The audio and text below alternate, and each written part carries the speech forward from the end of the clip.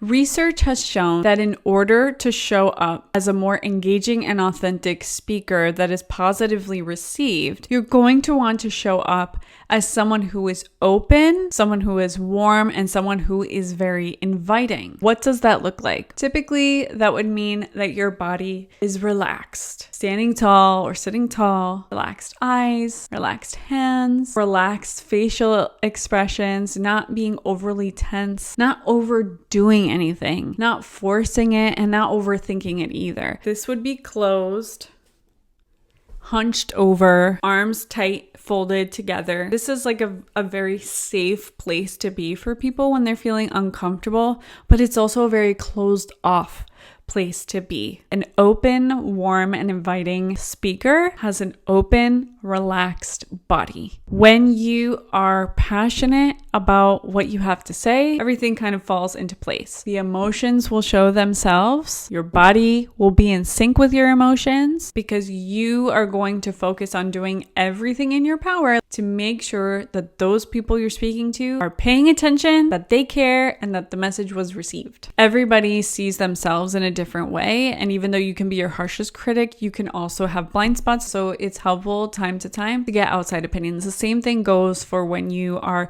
preparing for a presentation that you have to give at work. It's very helpful, and it's something I do often with my clients is run through presentations, not because they don't know the content, not because this isn't their job that they do on a daily basis and they've been doing it for years and years, but because everybody benefits from having that outsider objective feedback and set of eyes on them and ears on them so that they know what to do differently if they're not getting the results that they're looking for. Another way in which you can better connect with your audience, show emotion, and come across as being more engaged and authentic is to change your delivery style and adapt as you go along the way. We've talked about caring about what you have to say, being more open, being more relaxed, putting yourself in your audience's shoes, and having that shape your messaging. But there are also things that you can do with your voice and how you can move physically that change the way in which people will perceive you. You might want to do things like speak a little louder if there's a large room with a big audience and people are scattered throughout. You might want to soften your voice and get a little bit closer to the mic if the content or the context will benefit from it. You're going to want to have a dynamic range to the tone of your voice. Have highs and lows so that everything doesn't stay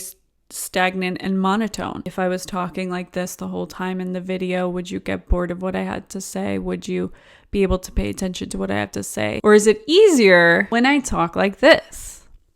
Having a dynamic delivery to your voice is such a game changer. Speaking with more emphasis, inflection, intonation, a little bit more drama, a little bit more personality are all things that I help my clients work with. These are just some of the few key elements that you should be focusing on if you're starting this journey and looking for some guidance. Caring about what you have to say, putting yourself in your audience's shoes, speaking to them directly and what their needs are, shifting the way in which you approach the conversation or the presentation, trying to be more relaxed and open, letting your emotions come through, not being afraid to connect with people through your voice, through your body language, through physically getting closer to them or interacting with them, checking in with them, gauging their reactions and their responses to what you have to say. These are all the different ways that you can go about showing up as your more authentic self, and in turn, being a more engaging and exciting speaker. Showing up as your full self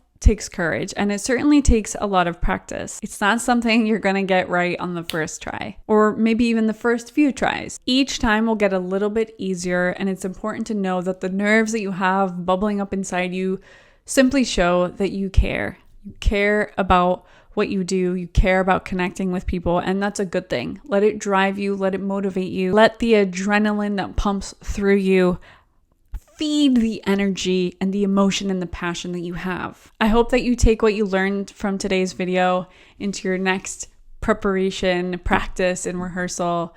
I hope that it helps to guide you and refreshes your intentions and the way that you approach things.